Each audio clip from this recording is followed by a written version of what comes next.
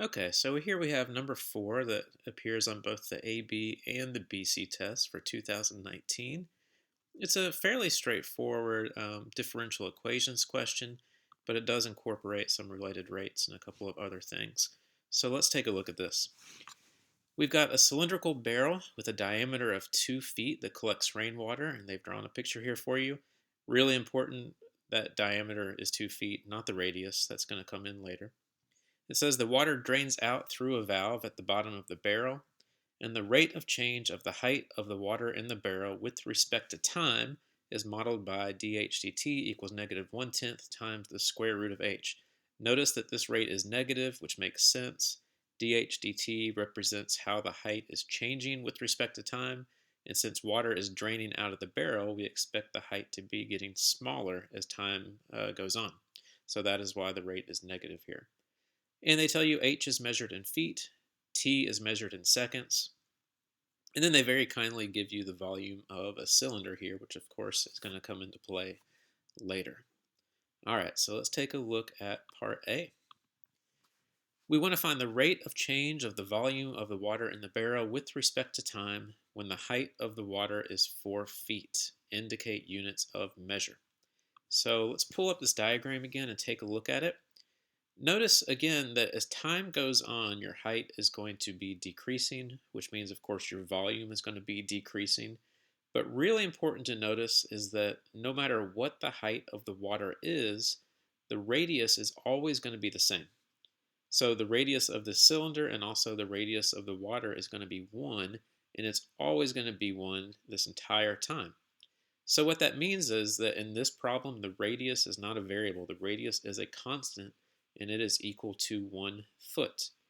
H is a variable. Of course, the height is changing as time changes, so we cannot substitute 4 for the height at the beginning of this problem. But since the radius never changes, what we can do then is for our volume formula is we can go ahead and substitute a 1 here for the radius. Now, of course, the volume is pi r squared, but since 1 squared is just 1, I left the square off. But all this means then is that the volume is essentially pi h. So if we want to find the rate of change of volume, what we need to do is derive that with respect to t, and that's what we have right here. So the derivative of volume with respect to t equals pi. Now pi is just a constant, so it just hangs out, times the derivative of h, which is going to be dH dt. Now from the prompt, they told us what dH dt is. So the next step here is I'm going to leave the pi alone, and then I'm going to substitute what they told us dH dt was at the beginning of the problem. So what we have right here would be the rate of change of the volume with respect to time. And the only thing left for us to do then is to plug in our height, which is 4. And so if you plug that in, the pi goes to the numerator. You've got negative pi over 10 times the square root of 4, which is 2. And then the 2 over 10 simplifies to 1 over 5, and we're left with negative pi over 5 cubic feet per second. They told us explicitly to indicate units of measure, so please don't forget to do that. If you're struggling with units, which students often do, look at the dV dt. What this tells you is that your units on the top should be volume, and our units on the bottom should be time. And so if our unit in this problem is feet, then we know that the volume is going to be cubic feet, and then divide is the same thing as per, and our time is measured in seconds, so what we have is cubic feet per second. So again, if the units are giving you trouble, just look at the derivative expression. We know that volume unit should be on the top and our time unit should be on the bottom, and that's where that comes into play. And again, don't forget to check just the common sense of your answer. As I said earlier, the volume of the water should be getting smaller, which means that dV dt should be negative. So if you happen to get a positive answer here, that would indicate that the volume is actually getting bigger, which we know is a problem. So think about the problem, just common sense, think about what your answer should look like. We know in this case, again, since the height is decreasing, the volume is decreasing. And therefore, if we don't get a negative answer for dV dt, that should be a tip-off that we've gone wrong somewhere. So just keep those things in mind as you're working through the test. All right, so on to part B. When the height of the water is 3 feet, the rate of change of the height of the water with respect to time, is it increasing or decreasing? Explain your reasoning. Now, anytime we want to find out if a function is increasing or decreasing, what we want to do is take the derivative of that function and see if that derivative is positive or negative. And so the thing that we're trying to figure out, whether it's increasing or decreasing, is the rate of change of the height of the water. And that is what function dh dt tells us. So this is the rate of change of the height of the water. And if I want to know if this is increasing or decreasing, that means that I need to take the derivative of this. Now, the way we would derive this function is power rule. So the 1/2 would come out front. You would subtract 1 from the power, which would give you negative 1/2. And then chain rule tells us we have to multiply by the derivative of what's in the parentheses. So we've got to multiply by the derivative of h, which is not 1. Okay, just like earlier, the derivative of h is going to be dh dt, because after all, we're not deriving with respect to h, we're deriving with respect to t. So if you were deriving with respect to h, then yes, the derivative of h would be 1. But since we're not deriving with respect to h, we're deriving with respect to t, that means that the derivative of h will be dh dt. And so that's what we show here. This is the notation for second derivative. I do recommend you making sure that you understand that notation, or at least know how to write it properly. A lot of people have the 2's in all the wrong places. So just be careful in the notation here. Notice where the 2 goes on the numerator. Notice where it goes in the denominator. But anyway, the 1/2 comes out front, which gives us negative 1 over 20. We subtract 1 from the power, which gives us negative 1/2. And then we multiply by the derivative of h, which is dh dt. Now, the only thing left to do is to substitute. So I know the height is currently 3, so I can put that in here. We know dh dt equals this expression, so I can substitute that as well. And then the one other thing I want to mention is that we don't like to have negative exponents in our expression. So instead of having h to the negative 1/2, we're actually going to drop that down into the denominator, which will make it h to the positive 1/2. So that's what you see happening here. We've got negative 1 over 20, h to the positive 1/2, which is just the square root of h. And then we've taken dh dt and substituted this expression in, which is where the negative 1 over 10 squared of h comes from. Now, it turns out you don't actually have to plug 3 in for h at all, because if you notice, I've got a square root of h up here and 1 down here, and those will divide out. Also, negative times negative is going to give us a positive answer. And so, you've got a positive 1 on the top, the square roots cancel, and you're left at 20 times 10, and that gives you 1 over 200. So it really doesn't matter, it turns out, what the height of the water is, because those square roots of h's are going to cancel, whether the height is 3 or 2 or 5 or whatever. This is going to be our second derivative, and most importantly, what we notice is that is positive. So since the derivative of dh dt is positive, that means that dh dt must be increasing at this height. And so that's what we're going to state here as our conclusion. Notice what I'm doing here is I'm basically taking the prompts, the rate of change of the height of the water with respect to time. I'm just copying that. So I'm saying the rate of change of the height of the water with respect to time, and then you have to choose increasing or decreasing. We have said it is increasing when h equals 3. That's important because the second derivative is positive. All right, so this is the actual answer to the question. This is the work that gets us there, and that should cover it for part B.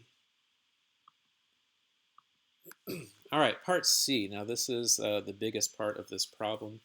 At time equals 0 seconds, the height of the water is 5 feet, so they're giving us an initial condition. And it says use separation of variables to find an expression for h in terms of t. So we're going to solve this differential equation using the technique separation of variables. And usually, folks, on the free response, when you do this process, this is going to be 5 out of the 9 points on this free response question. This year it was a little unusual, and this part was actually 4 out of 9, but still that's a big chunk. So if the entire free response question is worth 9 points, either 4 or 5 of them is going to come from this process right here on these types of questions.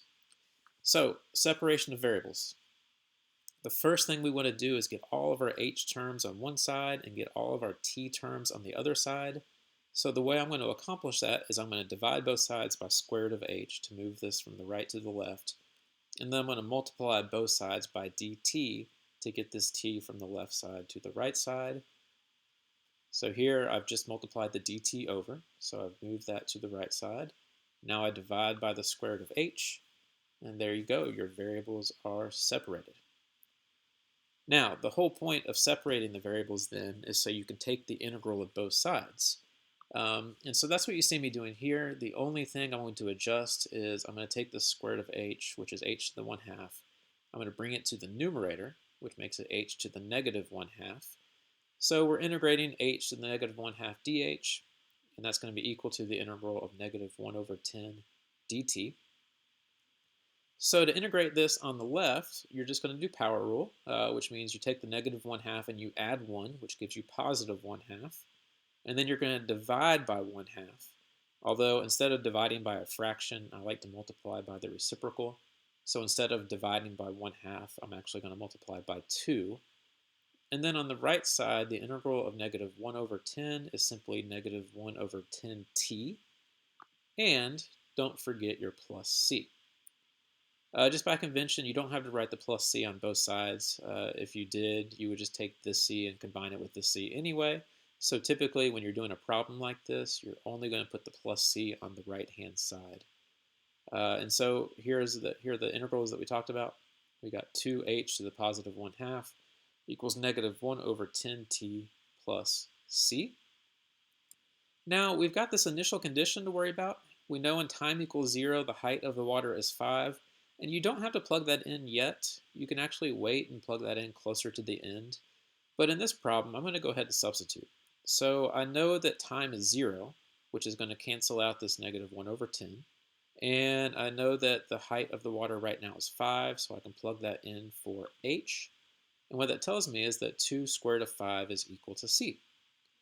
And what that allows me to do then is to go back to this expression and get rid of the c and replace it with 2 square root of 5, which is what you see right here. All right, so we've solved for c. We've substituted for c. The only thing left is that we need to get h by itself. After all, they asked us to find h in terms of t, and I haven't found h yet. I've only found square root of h. So in order to isolate h and get it by itself, the first step is to divide everything by 2. And so when you divide that by 2, you get negative 1/20 here. 2 divided by 2 divides out right here, and so you're just left with square root of 5. And then the very last thing is to get rid of the square root. I'm going to square both sides. And of course, if you square a square root, you're just left with h. Be sure on the right-hand side that you are squaring the entire right side of the equation. You're not squaring each of these terms individually. We're squaring the entire left side, and we're going to square the entire right side. So this is what you wind up with. Absolutely no further work required here. Do not try to expand this. There's no point. We've already accomplished what the problem has asked us to do, which is to find h in terms of t. If you try to expand this or do anything else with it, there's no way you can gain any more points. You've earned all of your points at this point. So the only thing that might happen is if you try to do any further steps is you might make some sort of algebraic error. Basically, you can only hurt yourself at this point. So once you've answered the question, to find h in terms of t, stop. You've satisfied all of the requirements that they've asked of you. There's nothing to be gained by going any further on this. But a very important process here, if you see this in the free response test, it's going to be a lot of the points that you are able to earn. So I would focus on this. Separation of variables and solving differential equations is a pretty big deal. But that should cover it for number 4. I hope that was helpful. As always, please ask questions if you've got them, and I'll see you soon for number 5.